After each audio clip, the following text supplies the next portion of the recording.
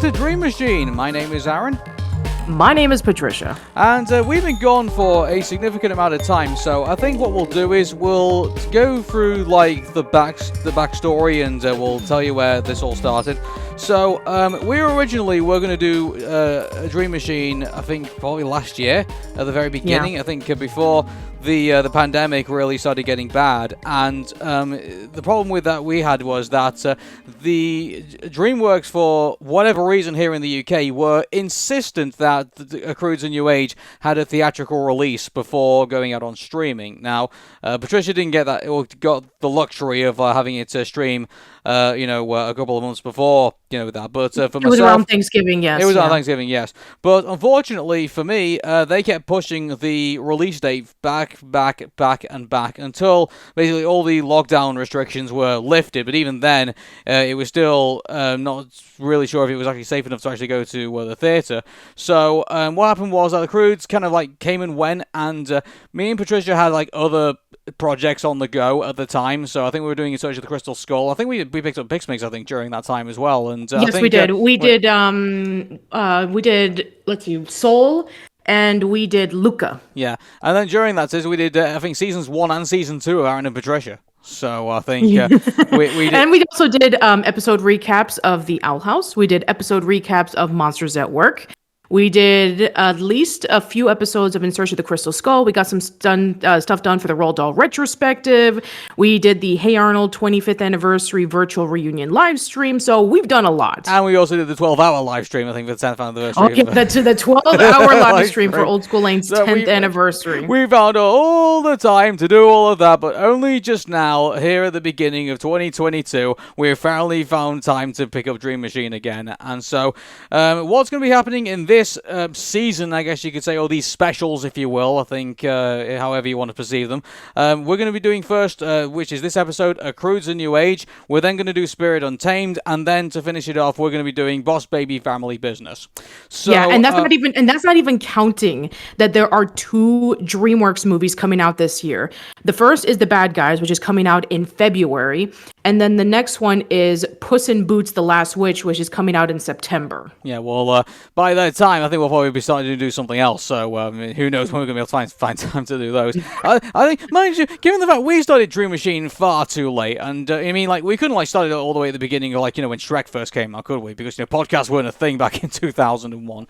But exactly, and we couldn't even do it when Ants was out back in 1998. So it's like, yeah. So I mean, Dream Machine just kind of has been one of those podcasts where when we find time to do it, we can do it. So like, it hasn't been like the top of our agenda to say the least, which is kind of a shame, really, because a lot of people apparently do like Dream Machine especially this one person who's been completely bombarding me with comments saying, where's the next episode of Dream Machine? Where's the next episode of Dream Machine? Where's the next episode of Dream Machine? And then we keep saying to them over and over and over again, well, this happened, we'll get to it soon. And now we're finally here. So, yes, we're finally here. So we're going to do the first episode. So, babe, are you ready to go back to, prehistoric times? I think that we're going into? I mean, we might as well. Let's do this. Let's do this.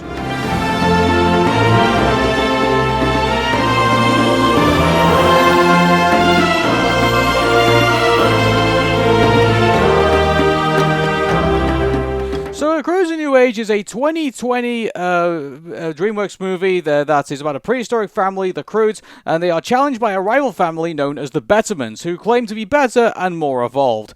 So, I mean, that's just a basic overview of that, but still searching for a place to settle down on their cataclysmic events of the Croods 2013, the overprotective prehistoric patriarch Grug leads his family to the great unknown, hoping for the best in an increasingly dangerous world, while trying to come to terms with Eep and Guy's budding romance. Grug stumbles upon a secluded Eden of plenty, containing everything that they've been seeking. However, there's a catch. The verdant heaven on Earth is already occupied by significantly more evolved Bettermans, Phil, Hope, and their daughter Dawn. Now tensions boil over the antagonistic clans. A new menace threatens the future of both families. Can the Croods and the Bettermans put aside their differences to fight a common enemy and live to tell the tale? So, at the very beginning, I mean, we're set up with the fact that Eep and Guy's relationship is blossoming to the point where now they pretty much get engaged in like the first 5 minutes of the movie. pretty much. Yeah, So, yeah. like, it's a, At least yeah. it's not a case in which like they first met and then they want to get married. Exactly. So, I mean, some time has passed. Like they have like been part of like this whole pack for the time, but now they seem to have like. Also, there's one thing actually we should mention is that Guy's more of Guy's backstory is told in the beginning of the movie as well. So Yes. it looks like he lost his parents to a tar pit. I think that's Yeah. is the beginning of that. So, and so and this is where the whole like him trying to find his tomorrow comes from. So, he's out trying to find where this place where he's gonna basically be happy, and so he finds it in this kind of like this Garden of Eden, if you will, which is occupied by the Bettermans. And Yeah, yeah. It definitely kind of reminds me of the, like the beginnings of like the Land Before Time, in which like you have these group of, well, in this case, humans who are trying to find themselves a better place to live. And that's exactly what happens with this movie. Now that we finally got the chance to see, oh, now we finally have a place that we can call our own. I don't know. I find the Land Before Time a bit more cuter than the Croods. I think, couldn't you say? So. I mean, yeah, that's true. And also, it did take a lot more risks, to be quite honest. Yep. So it definitely played off sort of similar, except that with The Land Before Time, we didn't get to see what happened with how they lived in the Great Valley, unless you want to count the direct-to-video sequels, which I don't recommend. Well, but there's enough bad movie to go on to go through with, in regards to DreamMachine. As an entirety, by the way, I'm not talking about the Croods, but we've got more bad movies to go through before we get to the Land Before Time sequels.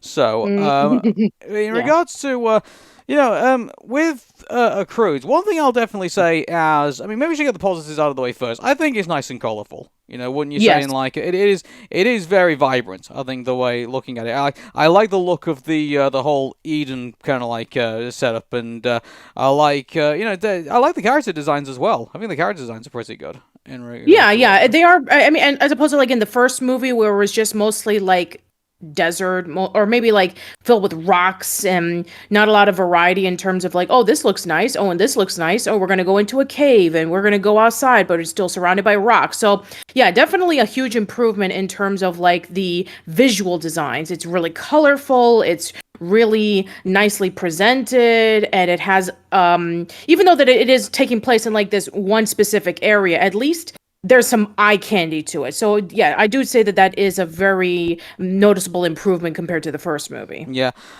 So I mean, I guess we're introduced to. I mean, the Croods are still the Croods. At the end of the day, like there's nothing. I mean, I'm trying to think if there's anything new we actually kind of learned. Maybe not much Grug. I mean, to be honest with you, and he's like part of the main arc, if anything. Yeah, exactly. He was major in the first movie. So in here, he kind of is, but we're focusing a lot more on the other characters, especially the Bettermans. Yeah, there's one thing I don't like about Grug, and like I don't know why, but he just reminds me of Fred Flintstone. Like, I think that's what they were. I think that was where. Wasn't this a complaint that we said in the first movie? I think it probably was. Yeah, thinking about it, like, I mean, like he's like, oh no, I don't like the way things have changed, and like I can just hear, John Goodman in my head. Don't get me wrong, I grew up with the old Flintstones as well, but I just hear like this kind of like this generic kind of like Fred Flintstone character going on in my head while listening to Grug, and it's just like, it's a character that I've seen before, and it's even still a caveman. Yeah, exactly. In the first movie, we kind of understood where Grug was coming from in terms of like they needed to stick together because they needed to survive. And then Guy comes along and shows them ways that they never thought of. Oh, here's fire. Oh, here's this. Oh, here's that. And then he's like, oh, we shouldn't trust him, but he has nowhere else to go. So, okay, let's just bring him along. So, I can kind of see that, but it was getting kind of tiring after a while.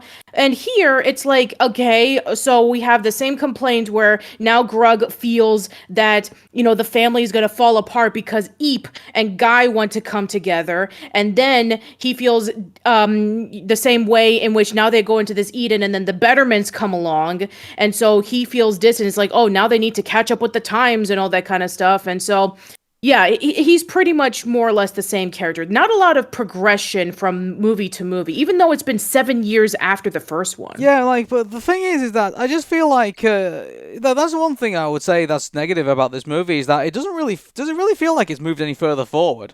I mean, like, Not really. Now, here's the thing that I want to. Oh, go ahead. They found this paradise, right, which is Yeah. good and all, and like it leaves off with them kind of like being in a new place. But I mean, like, what's gonna happen when we get to the Croods 3? I mean, like, are they gonna move somewhere else?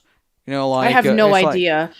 I don't even want to imagine what Croods 3 is think, gonna be like, to be honest with you. Yeah, I have no idea what Croods 3 is going to be like. Oh, we'll get to this in a moment, but I just want to preface this for any of our listeners. We have not seen the Croods animated series on Netflix, so we don't know if maybe there was any different changes in the characters from the first one to the second one. But I just want to say that it definitely doesn't feel like any time has passed. It feels like like literally from the last movie to this one, it feels like no changes have happened, even though we can kind of see that Guy and Eep have gotten a lot closer with each other, and he's become a lot more accustomed to their ways, even though that he doesn't really care too much about it because he feels it's too claustrophobic, and he wants his independence, especially from Eep, where they can be able to start, their own pack together.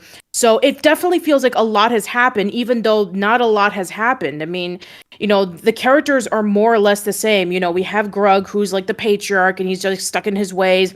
And then we have Eep, who's kind of like the adventurous one. Thunk, who's kind of like the, dumb little brother. And then we have the crazy grandma. And then we have Sandy, who's kind of like, the little crazy cave girl. And then we have Ugga, who's like the strong, determined woman who has to keep the family together. So, yeah, it doesn't feel like a lot has changed since then. Yeah, also we got, like, the radical grandma as well, which is, like, nothing we haven't seen since, I don't know, the Lorax and, like, every other kind of, like, animated movie that has, like, an old grandma in it. When you really think about it, like, it's a generic thing that kind of, like, it needs to kind of go away for a while. I think, like, Well, I mean, I wouldn't say go away for a while. I would say tweaked, because you can do older characters, or you could do grandma or grandpas that can be really, really fun. You just need to make them a little bit more creative and fun, or maybe more down to earth. But yeah, this whole trope about like, oh, I'm the adventurous, kick-ass grandma, unless if you can be able to tweak it and make it a little bit different, it is starting to get a little tiring. You know what? I think they've kind of like missed out on, like, mind you, like, given the fact that Guy's parents are dead, like, they've kind of missed out a little bit on an opportunity of, like, Eep and Guy are now engaged, like, the beginning of this, and I guess maybe in part of the movie this is what they were going for, but like they missed an opportunity to like have like a wedding movie. When you think about it. You know what? This is something that I wish that they would have developed a lot more. The first bit of the movie where you see this heartbreaking moment where we finally get to see Guy's backstory, where, in many moons he traveled around looking for tomorrow. And we learn about this because his parents are trapped in the tar pit. And so then he is raised by the Bettermans. And then for some reason or another, he got separated from them. And then finally, he reunites with them. And then he's like, now I want to be just like the Bettermans. So there's a bit of inconsistency with how the story is. I think we even complained about this in the first movie, where there was just too much going on and not a lot of focus. In this movie, it's the same thing. There's too much going on, not a lot of focus. Is the movie about Eep and Guy? Is the movie about the Croods and the Bettermans? Is the movie about trying to see what kind of lifestyle is the correct one? Is the movie about independence versus codependence? Is the movie about, we need to be able to go sacrifice, these particular fruits so that we can be able to please this monster, and then the monster becomes the bad guy who just comes in around the third. If you think about it, it's pleasing the monkeys, who then monkeys themselves please this monster. So like then, like, which is just like, it's like one thing laid on top of another, and like, yeah, I agree with you on that. But there was an opportunity to wrap all these ideas up into one story, which is like, it's like, like, say for example, that Flintstone special, Yabba Dabba Do.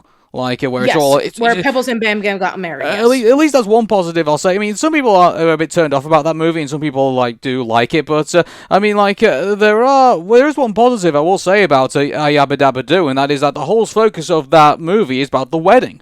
Like, yes, and here's the thing. It was built up throughout the entire series, because there was a Pebbles and Bam Bam animated series in the 70s where they were teenagers and they got along with each other, and they were hanging out at school, and they got to hang out with their friends. And so when the Flintstones popularity started picking up around the 80s, where they had these movies, it actually started building up to this moment. So it made a lot of sense why they would be together.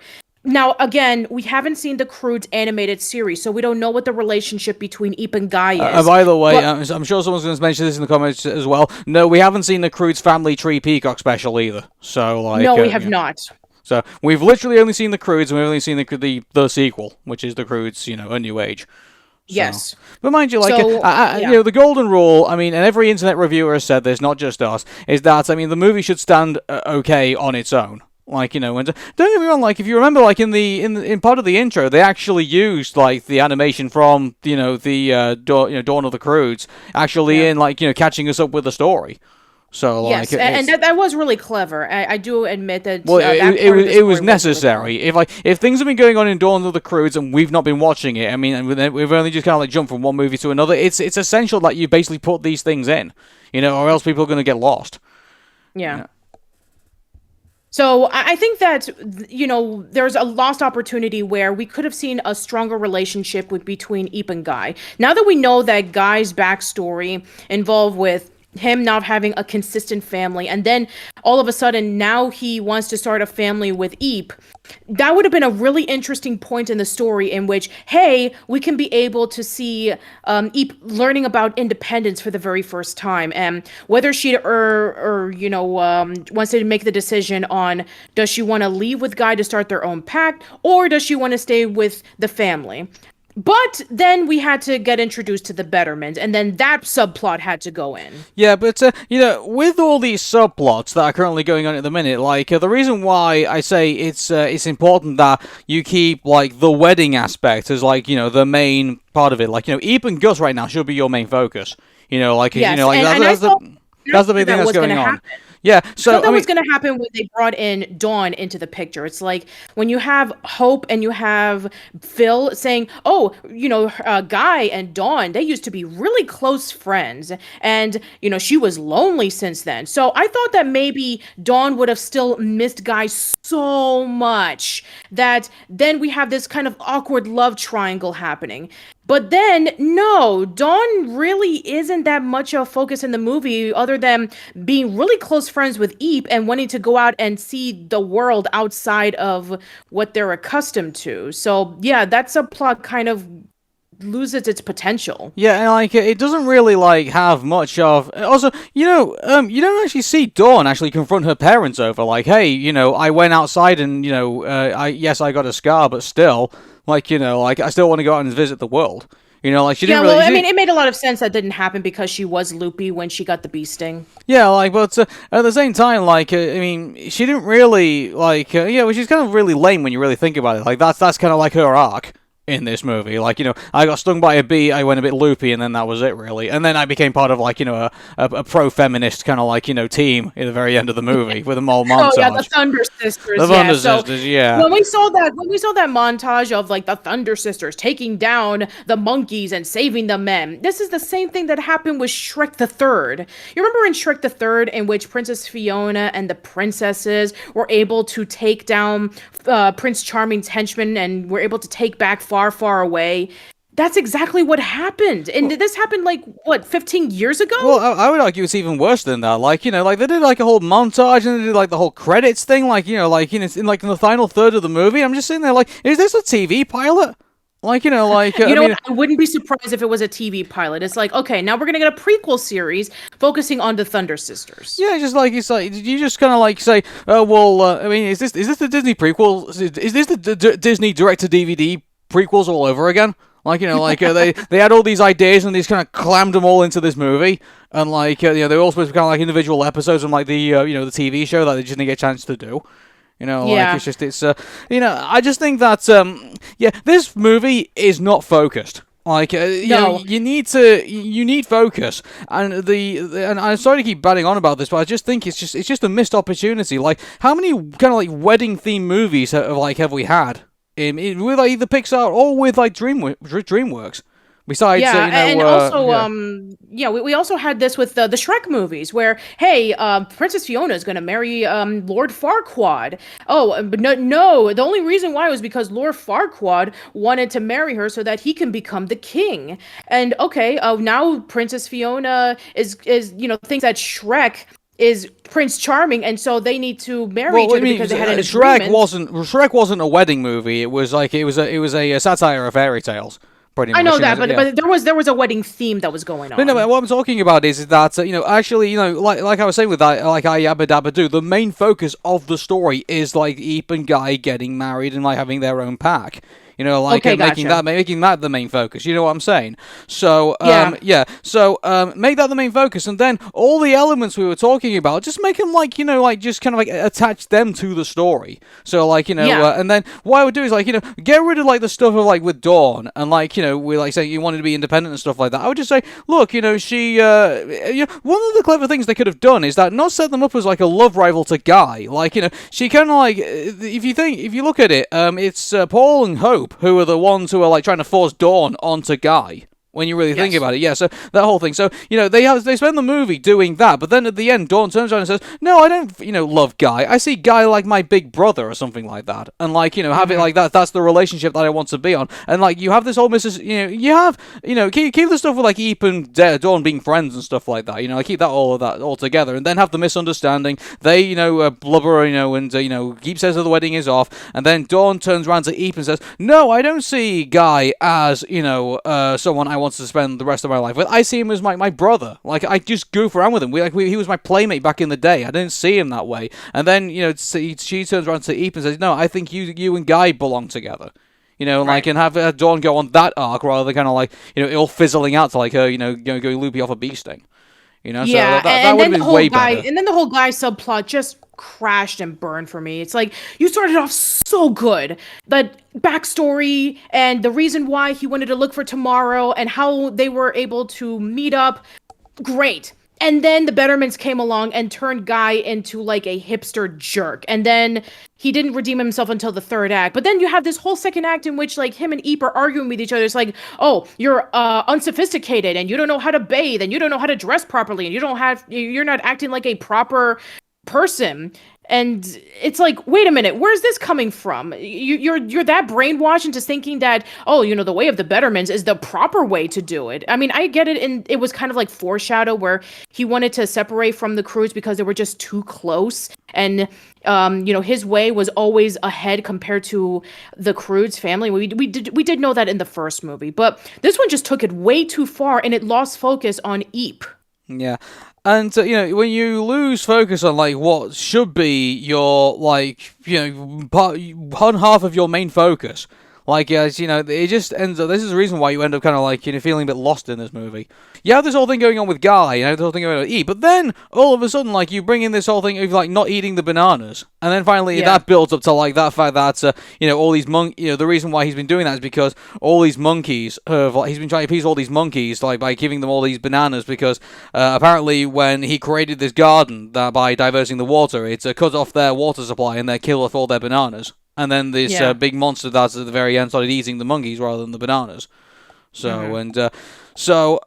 there's that whole thing. So they get kidnapped. So Grug eats all the bananas, and then he gets kidnapped along with Paul and with Guy, and they all get kidnapped, and the monkeys hold them, and apparently their language is that they punch each other in the face. Which is just Yeah, like, I I mean, mean, this Guy, whole thing with like the Bettermans was just really, really awful when you first see them. It's like they're just so pompous. It's like we're the Bettermans. We are very sophisticated, and you guys are a bunch of savages. I mean, we've seen in the movie that clearly Hope wants to kick the Croods out because they're different. Oh no! And then we have Phil manipulating Grug, trying to say, hey, why don't you keep Guy here? That way, he can marry off Dawn. And so that way, in return, you can keep Eep and she can remain part of your pack. So he was manipulated throughout the course of the movie, and he was really annoying. I know exactly, and but I mean, mind you, the one clever thing I will say about the Bettermans is that they actually aren't as perfect as they first see it like at face value. So I mean, Paul is manipulative. That's his flaw. And Phil. Phil, sorry, Phil is. Why do we keep calling him Paul? I don't know why you want Paul. Okay, Phil. I don't know. There's nobody in the movie named Paul. Okay, sorry. His name is Phil. Okay, so Phil, he's the manipulative one, so that's his flaw in his character. And then with Hope, she's just a Karen when you really think about it. She's classic Karen. I mean, she even gives Ugga a gift basket saying, okay, when are you thinking about leaving? The next morning? Well, here's some soap, and here's some fruit, and here's some soap, and here's all the things that you need so you can be able to go on your way. So she clearly doesn't want them around. Yeah. So, the one thing I will say is that the clever thing that they did is that they gave us what seems to be like the perfect family, but at the end of the day, they are just as flawed as everybody else. Which I'll give them a point for that. They are clever for doing that, but at the same time, like they do make him super unlikable. I think by the end, and like if Phil got eaten by the monster, like would we have cared all that much? Nope. I wouldn't have cared because he actually did deserve it. I mean, he was the one who took the water supply that the monkeys needed so that they can be able to get the bananas to feed off against this giant ape and to survive. And he didn't even remotely know because he was really ignorant into thinking, oh, I have no idea why I did it. That these these things that were right behind the wall and they were demanding bananas and I just threw it. And he didn't even know why. He was just doing it just so he can save his own skin. He didn't take the chance to, I don't know, maybe see what the problem was and get to the root of it. Yeah, but mind you, it wouldn't have made much of a difference anyway, because apparently the way that these monkeys communicate is by punching each other in the face. Yeah, exactly, and he did. Which is I gotta be honest, this is jackass. Sorry, not jackass. This is scary movie levels of writing. When you're really thinking about it, this wasn't really all that funny. I didn't laugh at those bits really.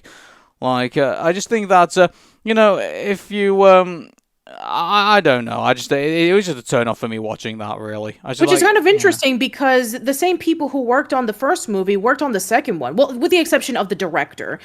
He was replaced by somebody else, Joel Crawford, who was a storyboard artist for DreamWorks until he was promoted to being director of the movie. Yeah, but I didn't like that part of it, really. In fact, the whole thing with the monkeys is just kind of ridiculous to me, really. It's I get it's part of the story, but it just makes me feel this movie needs it to be about Eep and Guy, and the focus should have been there. They thought that the whole Eep and Guy thing was not enough for a conflict. So we need to throw in these monkeys so that they can be our main antagonists. It's you don't need that. By the way, just to let you guys know, we're going to be doing a casual chats of a movie that's way better than this. So here's the thing. It have a traditional antagonist, and it worked the best for it. And by the way, and they kept it all within the confines of a certain location. So it wasn't. That's one thing. I mean, I'm sure we'll go about it. By the way, it's about family. So. Exactly. About family. It is about family, yeah. And it all connected so much better. When you think about it, yeah. We watched The Croods of New Age, and then we've watched, another movie, and which is sort of have similar themes, and it's kind of oh, hey, this is actually well more put together and well more focused than this one, and it's by Disney. Go figure. But so I think there's a lot of just noise in this movie, the whole thing with what's it called, the when the women put on the face paint and do the whole the Thunder Sisters. The Thunder Sisters, that was forgettable. The only way I remember it is just how over the top it was, and there's a lot of pointless moments in this movie. There's this whole subplot of Thunk, who's actually the worst part of this movie, where, he's watching a window, which is basically television. I want to see what's going on outside the window. And that's his entire subplot. I want to see the window. I want to stay indoors. Oh, I'm going to take the part of the gift basket and look at it through a square so I can be able to emulate the window. That was stupid and pointless, and it shouldn't have even been there. Yeah, I know. It was just that didn't. He's the one that's had the less progression. when you really think about exactly. it. Of all of the characters in the movie, and even so much as the baby, he has had the least amount of progression throughout this entire movie. Even in the first movie, he was like your generic dumb teenage boy that's just there. He's such a stereotype. Yeah, he was like a devolved version of Chris from Family Guy. When you really exactly, yes. Yeah, so I'm getting sick and tired of this trope. I mean, you were saying earlier about like, oh, I'm getting sick and tired of like the whole, kick-ass grandma because they do this over and over again. Well, I'm getting sick and tired of like the dumb kid who's just dumb and he's nothing other than just dumb. I'm so sick of this. Well, the rabbit baby also is kind of like something we've seen. Well, the rebellious baby, as you could say, is also is a trope we've also seen multiple times as well. When you think about it, like we've seen this in like Donnie and the Wild Thornberries. I was about to say that actually, Donnie from the Wild Thornberries, and also it was I don't know. It's just Nasha from Dennis the Menace, even though that's not really a baby, it's a dog, but Yeah, I get what you're trying to say, but yeah, there's really not a lot of progression with any of these characters, and even then, when you try to give them like all of this stuff going on in the movie, it not only loses focus, but the characters that we're focusing on, it's like they're just pretty generic, and then this movie took 7 years for it to happen. You go from like 2013 all the way to 2020. It's like this is as much as you got from it. Yeah, like and also like the first movie wasn't even that good to begin with when you think about it. I mean, I wouldn't say it's bad. I mean, we called it a middle of the road movie. It wasn't the best and it wasn't the worst. It was definitely middling. We're going to be doing In Search of the Crystal Skull somewhere down the line this year, and I always said that. So the Croods, I'm sure I said the Croods was a movie we might revisit at some point, maybe for In Search of the Crystal Skull. Well, now we've got another movie that we might revisit for that too. We might Croods a New Age. So like because that's also in Crystal Skull territory. It is, yeah. It's 77% on Rotten Tomatoes, but it kind of scares me that out of the 3 movies that we're going to be reviewing, for this run of Dream Machine, this one's like the best.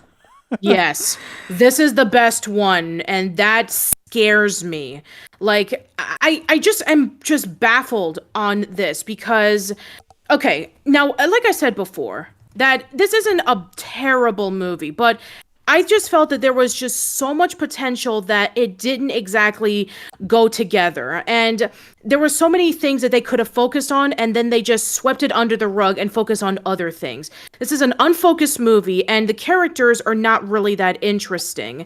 So all that together, plus with like the beautiful animation. I mean, the animation is way better than the first movie, but there's not really much on the first movie that we can say on terms of like, oh, the design was really cool, other than just looking at outside and caves and deserted areas. But other than the wonderful animation and I guess the voice cast, I mean they're pretty good with what they do. I mean, I was surprised when Peter Dinklage was Phil. It's like I couldn't hear his British accent, so that's actually pretty commendable. And everybody else is good. I mean, Emma Stone was great as Eep, and Ryan Reynolds as Guy, and they all did a good job in the voice cast. But as for like that and then the animation, I can't really say too much about it. I mean, I would say that the 7 years waiting for the sequel wasn't really worth it. Yeah, I mean, like, also Nicolas Cage is also Grug, and Emma, also you got, also Melissa Disney's also in this movie as well. He was Guy's mother at the very beginning. Yes. So shout out to Melissa, by the way, who shows up in the movie for like the first 10 seconds. Yeah, but this movie, when you look at it, actually has a pretty solid, cast, but at the same time, like, it's not enough to save this film, unfortunately. Like, we just, exactly. I think, we saw the Croods and we said this was a middle of the road movie, and my goodness, the Croods is even more in the middle than I think the other one was. Yeah, so I mean, I guess I would say that this one is a slight improvement over the first movie in terms of like its visual design, but I don't know. I think that both of them are just pretty much the same. Yeah. So. Anyway, I think it's time to score them, don't you think? So, we don't do scores in Dream Machine. That's Pix Mix. Do we not do? I thought we did scores. No, in Dream Machine. We don't do scores in Dream Machine. Oh, okay then. Yeah, but I want to say that the other thing that we also forgot to mention. Well, I think we also said that it was going to be in search of the Crystal Skull territory, so I think people can guess what scores we're going to give it. Yeah, exactly. Yeah, we'll give our scores there. But as for Dream Machine, yeah, for surprise, I don't know why we don't do scores on Dream Machine when we clearly do scores for Pixmix. Because I just recall that we've done top 5 best and top 5 worst, haven't we, for Dream Machine? Yes, we have. Yeah. Yes. So tell you what, then we'll since we don't do scores for Dream Machine, we'll leave it at that. And then, but yeah, leave in the comments below if you want to leave in the comments below if you want us to do the scores. You know, we'll let you know let us know. Movies. Yeah, but yeah. Yeah. Another thing that we forgot to mention is that not only was this the best rated movie out of the 3, it was also the one that made the most money, because as we're going to mention this in the next podcast of Spirit Untamed, but that is the lowest grossing DreamWorks movie ever made. Well, the Croods. Yeah. No, the Spirit Untamed. Oh, that's okay, going to be for next time. Yeah, sorry, I thought you were saying that. This is like the best box office movie out of the 3. This is the best out of the 3. The Croods: A New Age is the best one out of the 3. It had a $65 million budget. It made back $215.9 million. Okay, and so it just goes downhill from here, basically. Yep, it goes downhill from here. Okay. All right, then, everybody. Isn't this worth it? Well, I'm sure we'll find out soon enough. All right, everybody. Well, that was a Croods: A New Age. If it is available on Prime Video, and it is available on YouTube, and it is available on Hulu, if you want to go check it out. But it's also available on Peacock if you have a Peacock account. Cool. And so until then, we are going to be checking out Spirit Untamed, and the fact that this doesn't have any Bryan Adams involved in this is enough for me to be concerned. But I've taken a look at certain previews, and I have to say, people, I'm bracing myself right now. That's all I can say. Yeah, same here. Take care, everybody. Bye.